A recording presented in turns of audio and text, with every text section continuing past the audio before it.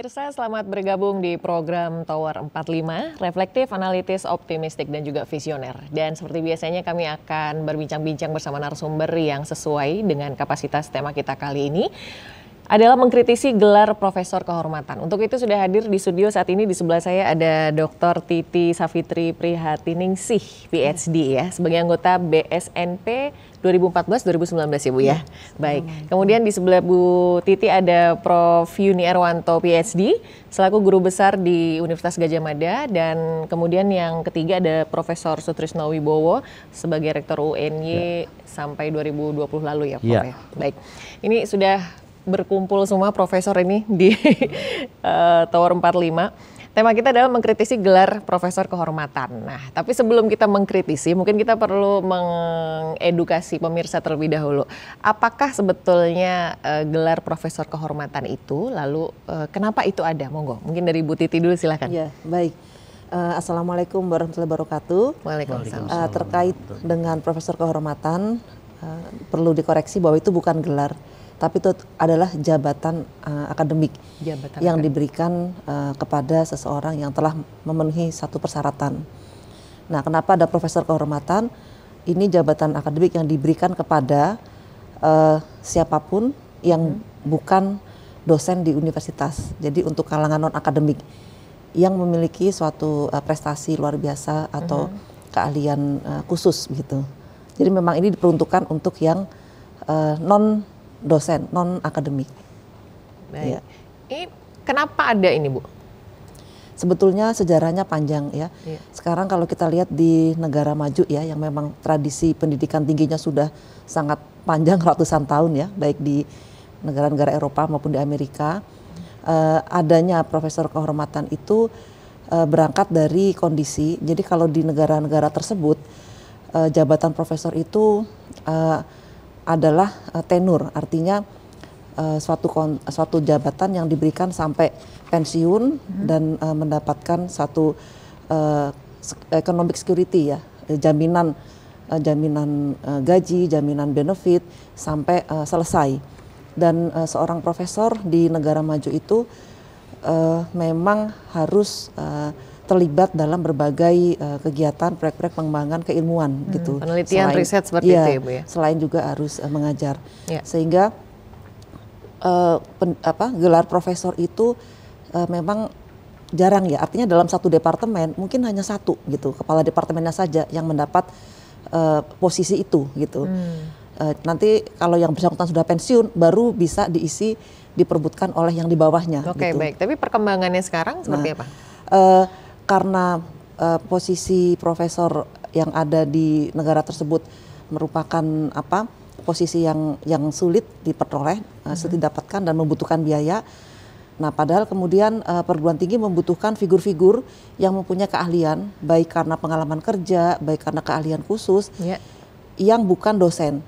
Nah, mereka lah kemudian diangkat sebagai, kalau di sana istilahnya honorary profesor, dan mereka tidak dibayar, unpaid, gitu. Jadi Profesor Kehormatan, honorary profesor di negara maju itu bukan posisi yang dibayar.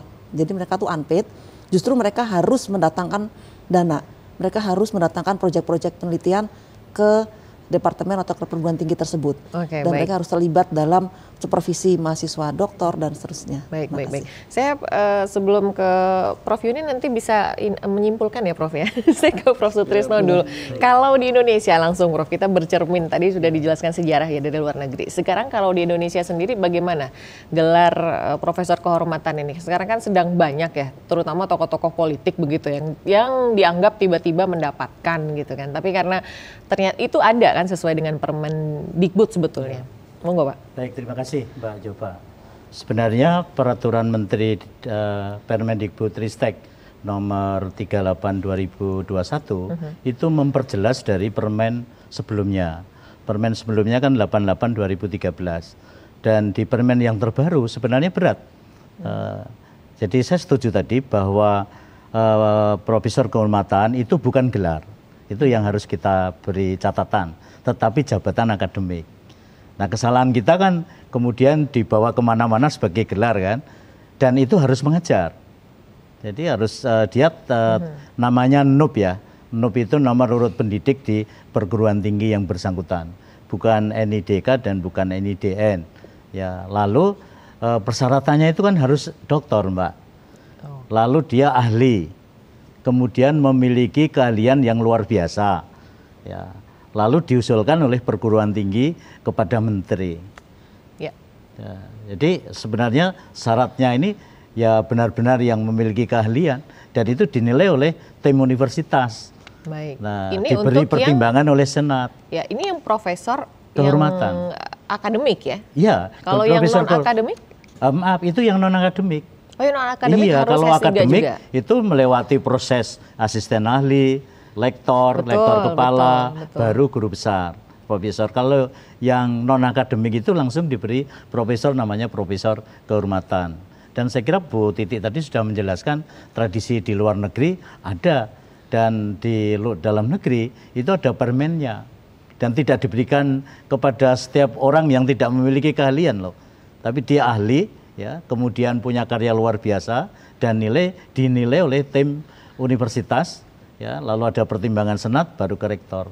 Jadi sebenarnya perolehan guru besar kehormatan itu lewat proses yang saya kira mestinya berdasarkan pada keahlian akademik.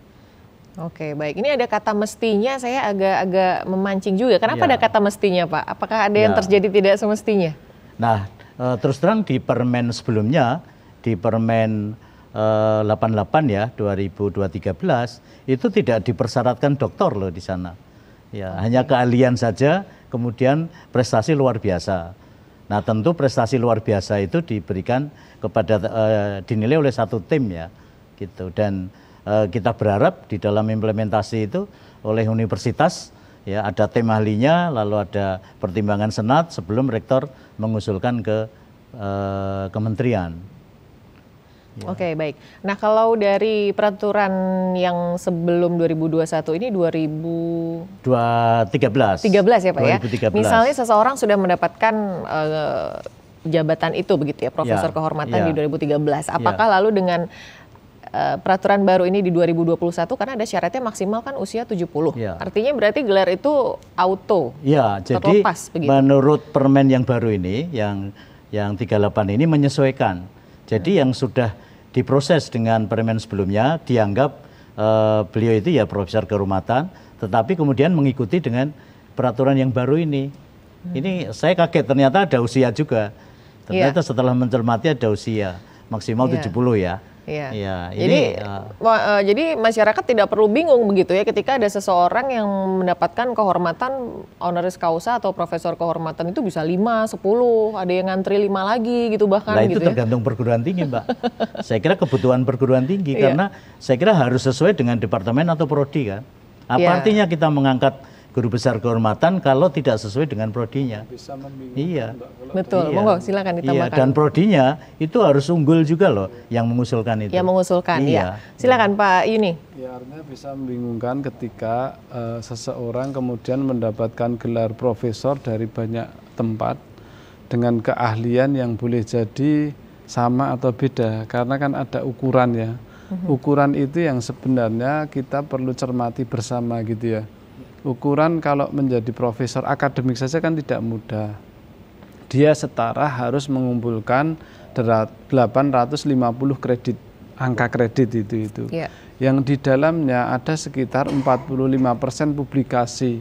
Dan itu publikasi kalau kita setarakan internasional saja, katakanlah dengan 850 dia harus mengumpulkan 300 sampai 350. Jurnal internasional penulis pertama, seandainya penulis pertama saja, dia skornya cuma 25 itu. Penulis pertama sekaligus penulis corresponding author, dia mendapatkan skor 25. Kalau seseorang itu akan kita sepadankan mempunyai keahlian yang sama, katakanlah effortnya tentu akan berbeda, harus terstandar juga gitu ya. Katakanlah 25, kalau 300 dibagi 25 berapa itu?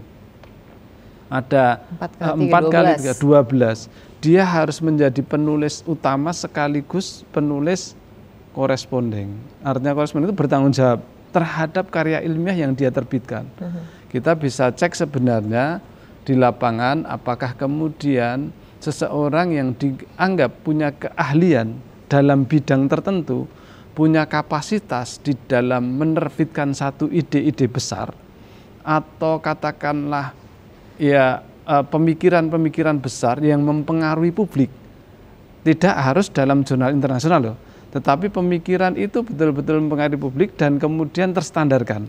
Tidak sekedar sebagai ide liar yang kemudian tidak terstandarkan. Ini yang memang tidak mudah gitu sebenarnya untuk disepadankan. Tetapi bukan berarti tidak boleh. Kenapa tidak? Selama kemudian memenuhi syarat-syarat kompetensi sebagai seorang ahli, saya pikir menarik juga gitu, menarik. Dan itu tidak harus pejabat publik, bahkan boleh jadi seorang petani yang dia juga mungkin sarjana gitu ya, dan punya pengalaman panjang terhadap sesuatu penemuan yang luar biasa, memberikan impak besar kepada bangsa ini, kita mungkin harus hargai juga ya. Tidak sekedar kepentingan sesaat memberikan gelar, tetapi kita juga perlu berpikir sebagai kampus gitu ya. Ini renungan bersama saja Prof. sama Bu Titi ya. Apakah gelar itu diinginkan kampus atau seseorang yang diberi? Ini kan dilema, kita nggak paham juga.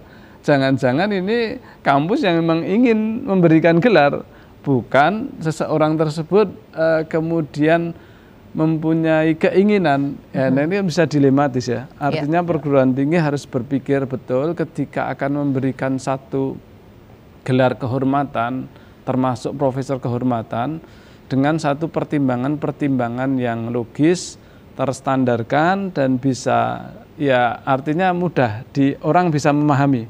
Oh, sangat layak nih gitu ya mendapatkan gelar profesor karena memang dia punya keahlian. Punya alasan khusus begitu ya, Prof ya. Dan baik. Gini Mbak, gimana Pak? namanya aja kan jabatan kehormatan ya, mestinya tidak diminta. Tapi departemen atau prodi itu yang membutuhkan kan. Prodi itu yang membutuhkan keahlian seseorang itu di prodinya. Ya, seandainya pun saya meminta, saya nggak akan ngaku minta juga Pak. Bilangnya akan diberi gitu kan Pak ya. Baik, sekali kembali ke Bu Titi, Bu. Ini tadi kan disebutkan Prof Yuni begitu ya. Profesor ini diinginkan oleh kampus dibutuhkan. Memang dibutuhkan ya Bu ya untuk jabatan profesor itu kan mempengaruhi angka kredit universitas juga ya Bu ya. Nah kalau untuk yang gelar profesor kehormatan non akademik ini berpengaruh nggak Bu? Atau apa sih yang didapatkan dari universitas itu dengan memberikan kehormatan ini kepada seseorang? Jadi begini, apa namanya? Yang jelas kalau kita melihat praktek di negara lain, keberadaan profesor kehormatan itu memang sudah lama ada dan itu memberi manfaat karena mereka adalah mungkin peneliti dan juga ahli-ahli ya seperti misalnya Bill Gates dan itu kan betul-betul punya reputasi, punya karya yang nyata yang memang bisa memperkaya proses pendidikan maupun penelitian di perguruan tinggi, bahkan juga mendatangkan dana-dana riset, proyek-proyek riset ini yang sebetulnya tujuan utamanya. Nah, tetapi di Indonesia situasinya agak berbeda. Jadi kalau di luar negeri perguruan tinggi itu otonom, betul-betul otonomi, tidak di bawah Kementerian Pendidikan. Di Indonesia perguruan tinggi adalah subordinat dari Kementerian Pendidikan. Inilah yang kita harus hati-hati, rawan terhadap politisasi. Jadi menurut Bu Titi ada kemungkinan dari pemerintah yang memintakan universitas tertentu untuk memberikan gelar ini begitu? Bukan dari pemerintah tapi tadi kalau tidak hati-hati pemberian profesor kehormatan ini di Indonesia bukan murni untuk pengembangan keilmuan atau untuk memperkuat proses pembelajaran dengan memperbanyak penelitian-penelitian maupun mahasiswa postgraduate, mahasiswa doktor gitu, tapi lebih ke arah politis dalam tanda petik. Arah politis. Ya, politis dalam arti memang ada orang yang butuh gelar supaya menaikkan reputasi atau menaikkan positioning, lalu minta gelar ke universitas, misalnya begitu. Dan universitas butuh untuk akreditasi. Dengan adanya jumlah profesor yang memadai. Termasuk yang non akademik ini terhitung untuk skor akreditasi universitas juga? Iya. Jadi kalau kita tidak mudah ya Bu ya, maksudnya kalau universitas butuh profesor 10 misalnya ya saya kasih aja ke 10 orang begitu. Iya, kalau tidak hati-hati.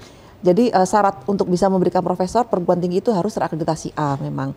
Jadi sudah ada ketat juga di dalam Permendikbud yang terakhir yang nomor 21 itu juga akan dipantau gitu. Jadi menteri bisa sewaktu-waktu memberhentikan kalau memang tidak ada kinerjanya, tidak perform dan sebagainya. Jadi rambu-rambu di Permendikbud nomor 38 2021 ini ya memang sudah agak ketat sebetulnya.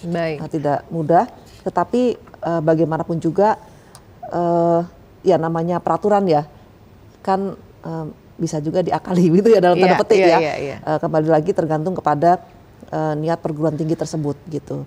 Tapi kalau ini tadi kerawanan atau risiko yang bisa muncul adalah penyalahgunaan. Jadi bukan pemberian gelar profesor kehormatan bukan betul-betul murni diniatkan pada bahwa perguruan tinggi tersebut ingin mengembangkan satu bidang ilmu tertentu, ingin mengadakan riset-riset yang sangat breakthrough, yang advance, tapi karena alasan-alasan baik.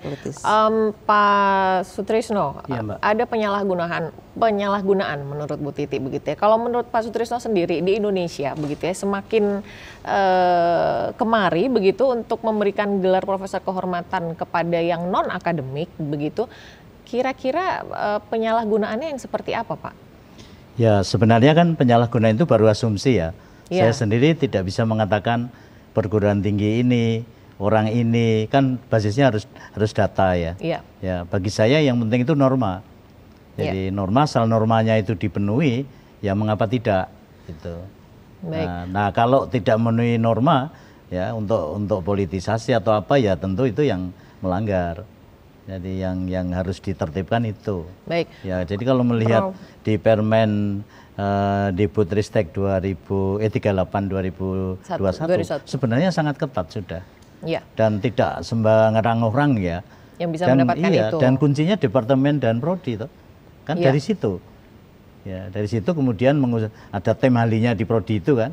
Itu pun kan universitas bisa mengatur tem ahli departemen prodi, tem ahli rumpun ilmu mungkin di fakultas, lalu tem ahli universitas, ya mungkin gitu, ya sehingga ya akhirnya terpulang pada perguruan tinggi saya kira. Ya baik. Ini saya cuplik sedikit ya, Prof ya. Ini ada apa namanya yang diatur di pasal 3 ini memiliki kualifikasi akademik paling rendah doktor. Kemudian memiliki kompetensi luar biasa, prestasi eksplisit, pengetahuan tacit luar biasa, pengalaman relevan dan prestasi luar biasa berdasarkan pengakuan nasional atau internasional. Jadi kalau prodi mengklaim sebenarnya nasional tidak mengakui, harusnya tidak berlaku juga ya, Pak ya? Ya, saya kira tim di prodi itu akan membuat kriteria. Karena di Permendikbud itu tidak ada kriteria jelas. Nah, perguruan tinggi membuat kriteria, ya keahlian keilmuannya di departemen atau program studi itu, ya saya kira tim yang disahkan oleh Senat ya. Sehingga mari itu implementasinya itu dengan standar yang jelas, standar yang luar biasa, prestasi luar biasa. Yang seperti itu saya kira Mbak. Baik, oke.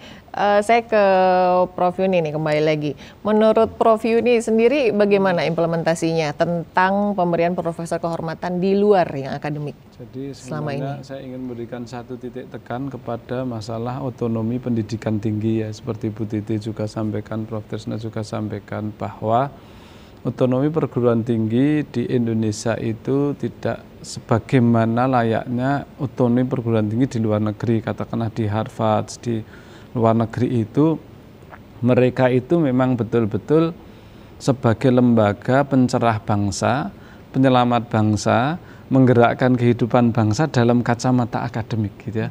Tidak terkooptasi dengan kepentingan-kepentingan sesaat jangka pendek. Bahkan include di Jepang itu termasuk birokrasi profesional. Jadi nyaman. Siapapun negara ini yang mengelola sebagai penguasa, birokrat akan bekerja dengan nyaman gitu ya. Tetapi di Indonesia belum, termasuk juga di dalam perguruan tinggi. Walaupun kita sudah katakanlah statusnya PTNBH, tetapi dalam statuta itu jelas bahwa menteri anggota MWA punya hak suara 35% ketika menentukan rektor. Anggaran keuangan itu tidak kemudian dalam bentuk block grant yang kemudian silahkan dikelola dapat 1 triliun, enggak, tetap mengikuti peraturan-peraturan yang juga harus diikuti. Dengan kondisi seperti itu, sebenarnya otonomi perguruan tinggi di Indonesia ini masih belum bisa berjalan dengan baik. Termasuk ketika dalam pemberian gelar-gelar kehormatan ini akan berimplikasi juga. Misalkan nih, ternyata SK kan tetap dari kementerian, bukan dari perguruan tinggi. Iya. Nah, ketika SK itu dari kementerian gitu ya, perguruan tinggi mengusulkan, boleh jadi ada masing-masing kepentingan. Menteri sebagai juga jabatan politis dalam tanda petik gitu ya, walaupun tidak semua seperti itu, tetapi banyak juga yang profesional. Nanti dalam tanda petik menteri dalam jabatan politis, perguruan tinggi sebenarnya tidak terlibat, bisa ikut bisa jadi terlibat. Ada konflik kepentingan di situ ya. Kepentingan, baik. Kita akan sambung lagi ya Bapak Ibu. Kita harus jeda dulu, pemirsa tetap bersama kami. Ya.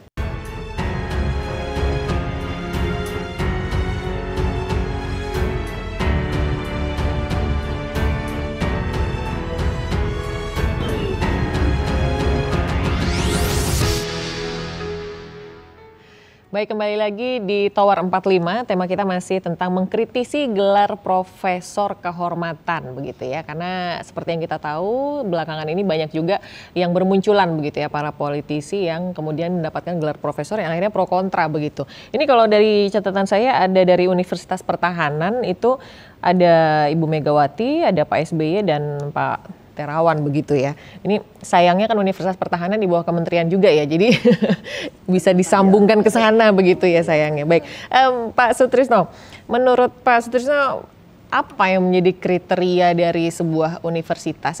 Membentuk tim iya begitu kan, tapi pertimbangan tim ini apa begitu? Karena tadi yang sudah saya bacakan kan batasan syarat untuk mendapat profesor kehormatan hanya poin itu tadi, harus gelar doktor, harus punya prestasi nasional internasional, hanya itu begitu. Spesifiknya bagaimana Pak? Ya baik, saya mendukung Prof. Yuni tadi. Jadi otonomi perguruan tinggi ini mesti diperluas, ya sehingga perguruan tinggi itu memiliki peran yang otonom, tidak tergantung pada birokrasi. Memang kelemahannya kita masih tergantung di birokrasi, sehingga perguruan tinggi tidak bisa secara optimal ya dalam mengambil keputusan. Nah, kalau kita mendasarkan pada Permendikbud 38/2021, itu pertama itu kan prestasi luar biasa. Ya.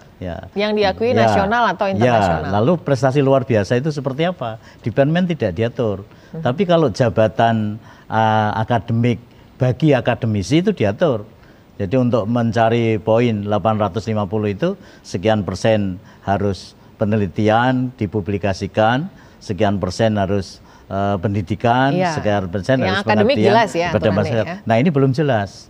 Jadi prestasi di pasal 3 itu ya Mbak ya, bahwa persyaratannya itu memiliki kompetensi luar biasa. Betul. Dan track atau prestasi eksplisit dan track atau pengetahuan tacit luar biasa. Kemudian yang kedua adalah memiliki pengalaman yang relevan dengan prestasi luar biasa yang mendapat pengakuan nasional dan track atau internasional. Nah yang saya sebut tim tadi itu mestinya merumuskan ini, standar ini. Tapi berarti setiap universitas bisa berbeda-beda ya Pak ya? Bisa berbeda memang. Karena nggak ada, tidak seperti yang jabatan akademik bagi akademisi dosen. Ya ini harus dirumuskan. Nah kriteria ini saya kira yang membuat ya perguruan tinggi. Iya. Pak Prof. Yuni, fair nggak? Ketika kampus A kemudian memutuskan ini sesuai ini kriterianya, tapi ternyata kampus B kriterianya berbeda. Seharusnya si A di Universitas B dia tidak menjadi profesor. Itu bagaimana, Prof? Jadi begini, saya ingin mengembalikan dulu yang gelar, yang jabatan akademik dulu. Jabatan akademik ini kan memang kepangkatan lah, kepangkatan seseorang yang boleh jadi itu didapatkan dalam jangka waktu lama, pengumpulan kredit ya, dan penulisan, pengabdian seperti Prof katakan tadi itu. Sementara titik kuncinya di gelar kehormatan itu kan prestasi luar biasa. Betul. Dalam kacamata umum, maka prestasi luar biasa itu harus jauh melampaui daripada prestasi yang sekedar jabatan akademik tadi itu. Karena dia mengumpulkan kredit itu kan dia punya hak nih ya. Karena sudah 24 tahun kerja, 25 tahun kerja, dia pangkatnya ibarat di militer itu ya, mulai dari letnan kalau itu perwira ya, kemudian sampai kolonel, kemudian jenderal, itu adalah satu kepangkatan yang dirintis yang dari harus awal, dirintis dari awal oleh seseorang. Termasuk juga semua dosen punya hak untuk itu. Ketika dia masuk dan memenuhi syarat, maka dia punya hak untuk mendapatkan bukan gelar ya, jabatan akademik sebagai guru besar. Sementara profesor kehormatan adalah seseorang yang mempunyai prestasi luar biasa.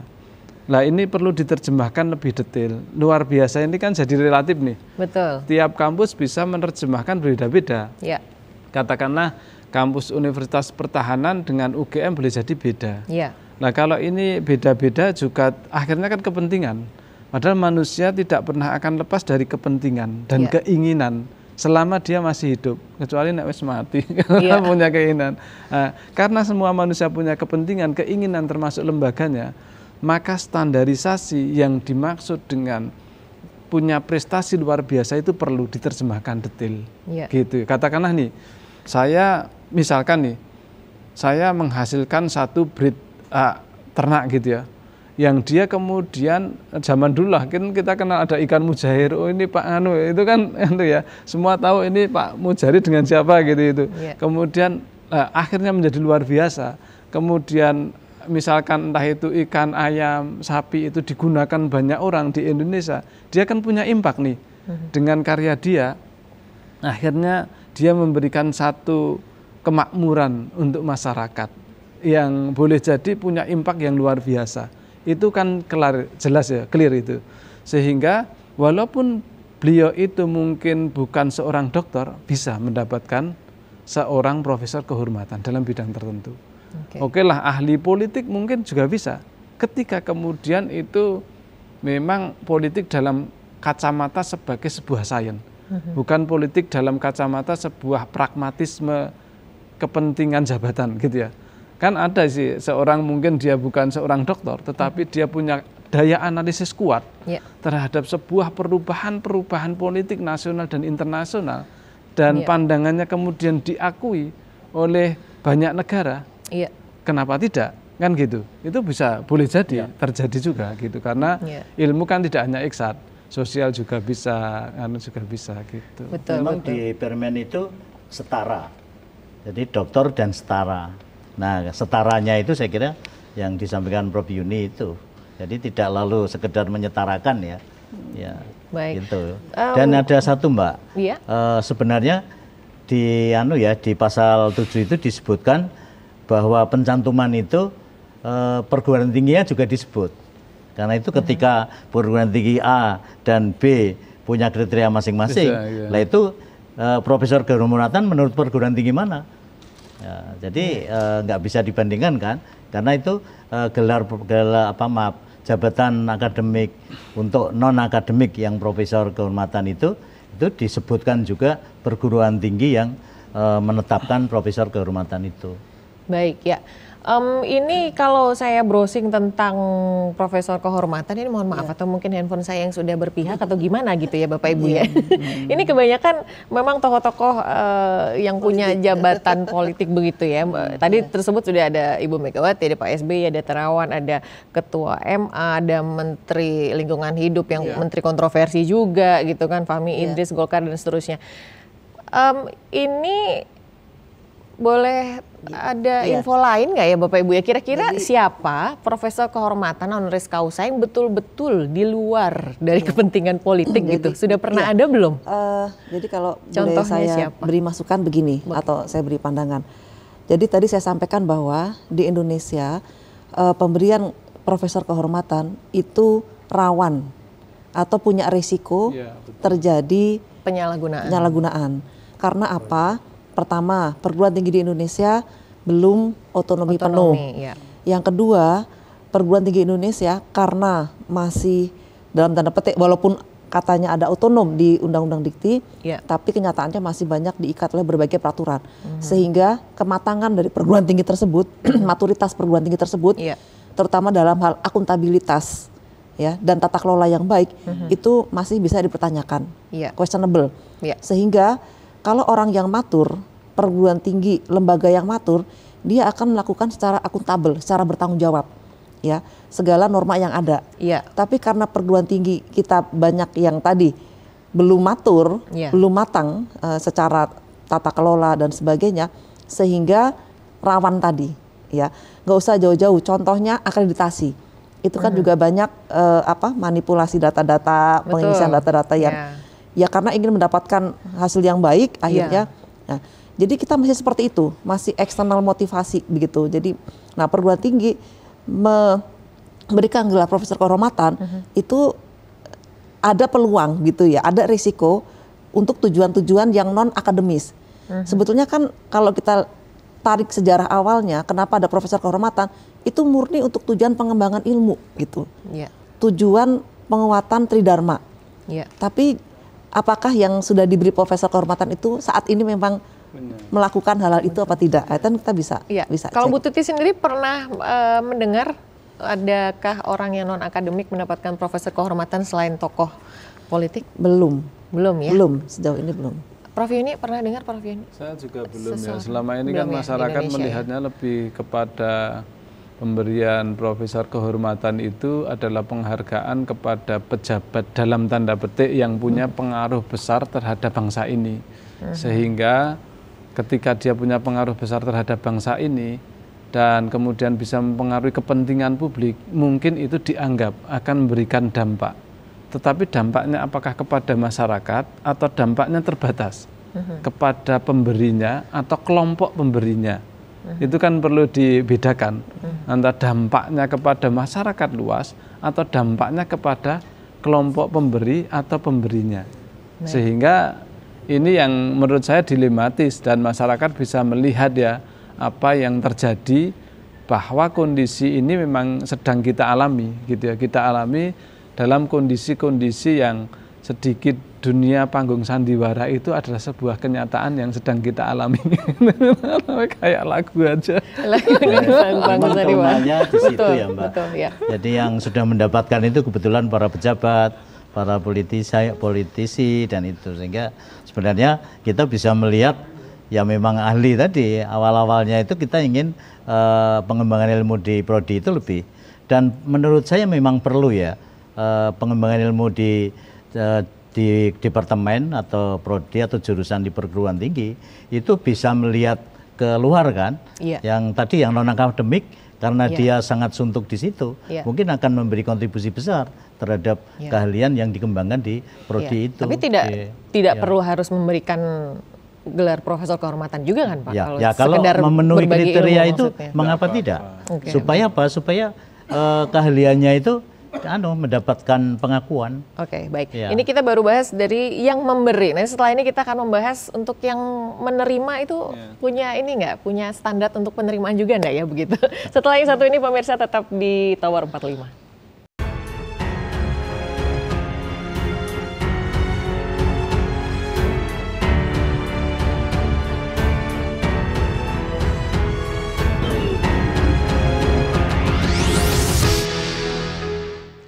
Kembali lagi di Tower 45 pemirsa, dan kita masih membahas tentang mengkritisi gelar profesor kehormatan. Nah, tadi kita sudah membahas tentang universitas sebagai pihak yang memberikan. Nah, bagaimana dengan pihak yang menerima ini begitu? Saya ke Prof Sutrisno dulu, Prof. Apakah seseorang yang diterima, misalkan saya begitu ya, menerima, saya tiba-tiba diangkat sebagai profesor kehormatan karena begini-begini gitu. Apakah seseorang itu wajib menerima, boleh menolak, atau ada saran sebagai akademisi ya Prof ya, hendaknya tanda kutip begitu, ada garis yang harus menjadi batas orang untuk menerima atau tidak gitu. Saya kira tidak begitu menerima ya, karena kan profesor kehormatan itu kan dinilai oleh satu tim layak apa tidak ya. Kemudian ketika diberikan pada seseorang, ya seseorang itu menganalisis dirinya, apakah memiliki kompetensi sesuai dengan keahliannya, ya kepantasan atau kelayaan, ya itu sangat tergantung pada individunya ya. Ya, gitu. Baik. Ini saya bertanya ini karena teringat Cak Nun itu ya, MH Nun Najib itu pernah mendapatkan tawaran itu dari luar negeri, malah ditanya, kue sopo kok menilaiku, malah begitu. Ya Prof boleh ini, saja kan. Baik ya, Prof ini gimana Prof ini? Kita mungkin perlu refleksi ya, karena guru besar itu kan sebenarnya juga kita juga, termasuk saya juga, dan mungkin profesor kehormatan juga bagian juga dari guru besar kehormatan. Saya sebenarnya ingin refleksi diri dulu. saya secara pribadi walaupun mengajukan guru besar 2016 turun di 2019 termasuk cukup berat, tapi saya ingin kritik pada diri saya dan teman-teman bahwa agar perguruan tinggi kita maju itu, kalau kita jadi profesor ya memang expert betul. Expert itu penting ya, karena namanya profesor itu harusnya spesifik, punya keahlian spesifik, expert yang diakui nasional internasional.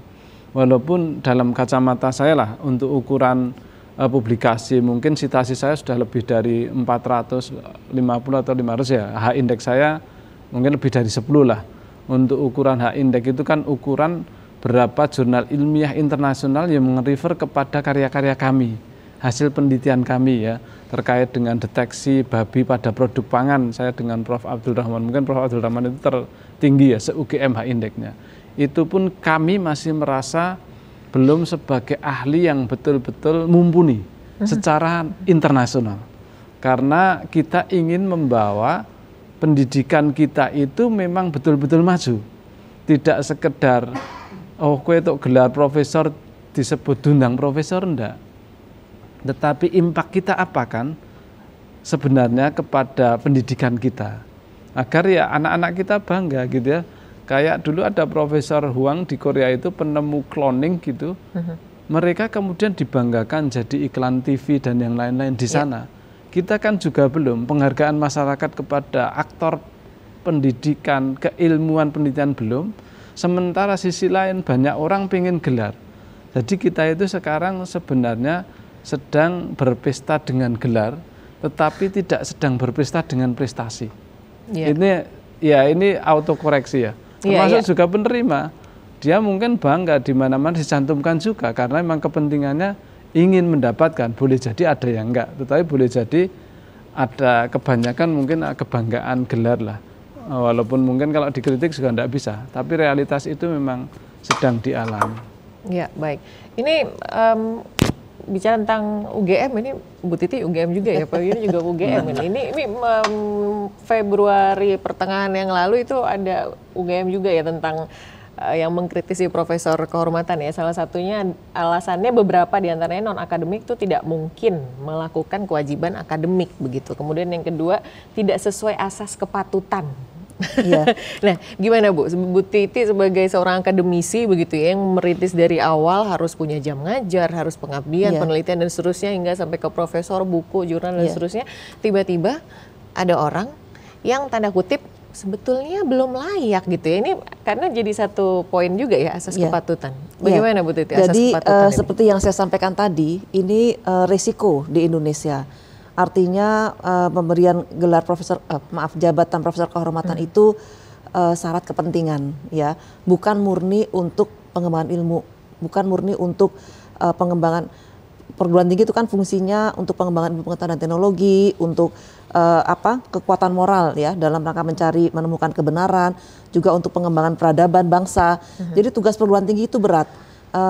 Pemberian gelar profesor kehormatan seharusnya diberikan kepada orang yang bisa memberi kontribusi ini gitu, yang sesuai dengan fungsi perguruan tinggi tadi. Tapi karena dari segi penerima ya biasalah ada orang-orang yang memang punya ambisi, kemudian ditambah dengan perlakuan masyarakat terhadap profesor itu kan dalam tanda petik agak mengagungkan gitu ya, sehingga ada berbagai privilege, ada berbagai keistimewaan yang diperoleh oleh seorang profesor. Ini juga mendorong orang-orang untuk jalan pintas gitu ya, mendapatkan profesor.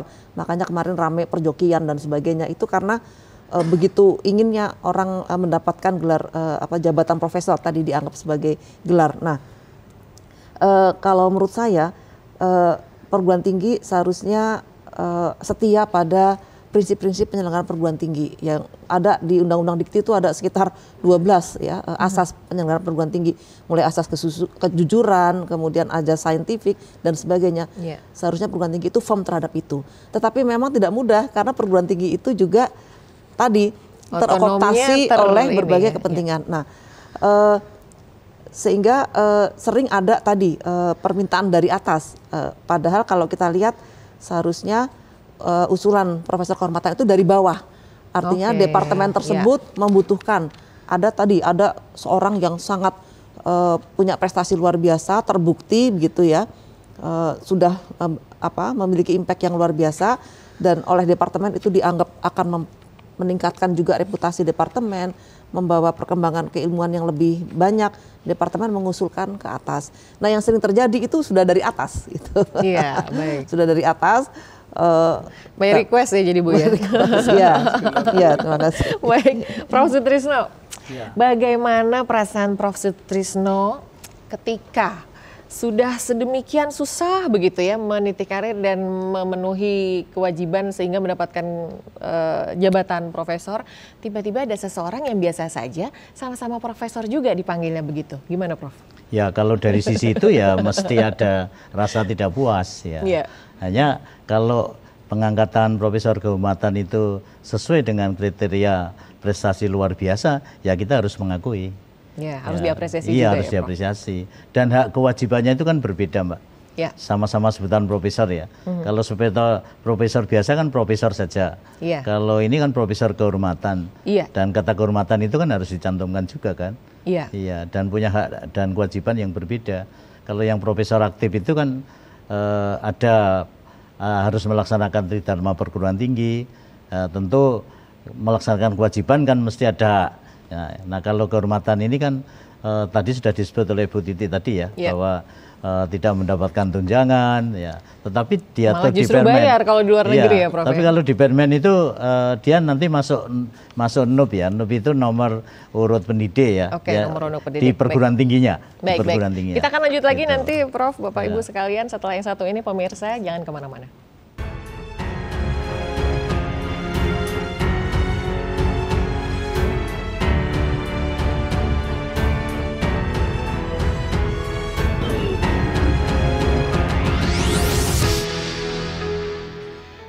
Mengkritisi gelar profesor kehormatan begitu. Untuk seorang akademisi, profesor adalah posisi gelar atau jabatan akademik tertinggi begitu di dunia akademik. Tapi tidak demikian dengan yang non akademik. Nah, pertanyaannya kembali lagi ke Prof. Sutrisno ini ya. Untuk yang non akademik ini begitu, Prof. Kira-kira apa solusinya yang terbaik begitu supaya tidak atau menutup celah begitu penyalahgunaan? Ya, baik. Tadi sudah saya katakan lah bahwa profesor kehormatan itu kan menjadi bagian dari perguruan tinggi itu ya, karena dia berhak mendapatkan nomor urut pendidik ya. Jadi beliau ini mestinya kan dosen sebagai profesor kehormatan di situ dan mengembangkan keilmuannya. Jadi bukan lalu profesornya dianggap gelar dipakai kemana-mana, tetapi tidak mau lagi mengembangkan keilmuannya, keahliannya itu di departemen atau jurusan yang memberikan, perguruan tinggi yang memberikan gitu. Ya, sehingga ada unsur keadilan gitu loh.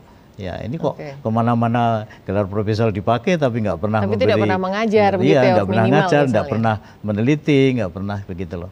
Jadi saya kira intinya di pengembangan keilmuan kan Mbak intinya. Ya, baik. itu bisa tetap dilakukan. Iya, Profesor honoris causa begitu ya, Prof ini.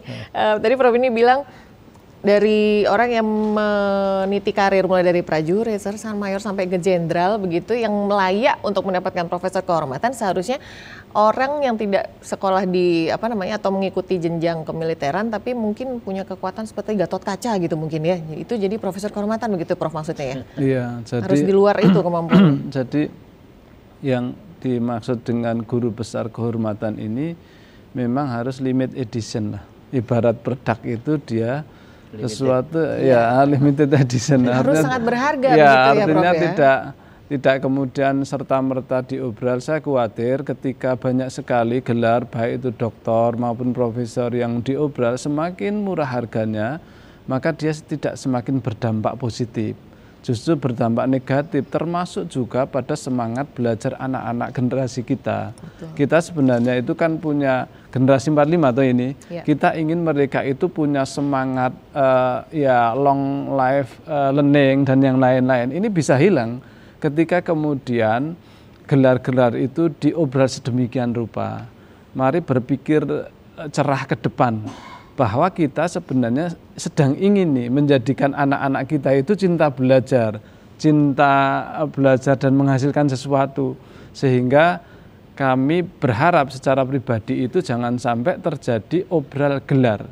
baik doktor maupun guru besar kehormatan, sehingga dampaknya akan dianggap oleh masyarakat sesuatu yang biasa-biasa saja, tidak ada dampaknya, tidak ada impaknya, dan bahkan orang mungkin jadi tidak semangat belajar. Anak-anak kita, asuk juga bisa dapat doktor selama kita jadi pejabat atau jadi orang kaya. Ini kan bahaya gitu ya. Betul, Itulah betul. sebagai gambaran saya secara pribadi yang mungkin perlu kita pikirkan bersama. Dan mungkin bisa jadi malah gelar profesor yang sesungguhnya di akademis begitu ya, yang fokus di penelitiannya malah justru juga ikut menurun kredibilitasnya di mata masyarakat karena ada profesor yang lain ini begitu ya Pak ya. Oke, baik, Bu Yuni gimana? Maaf Bu Titi. Iya.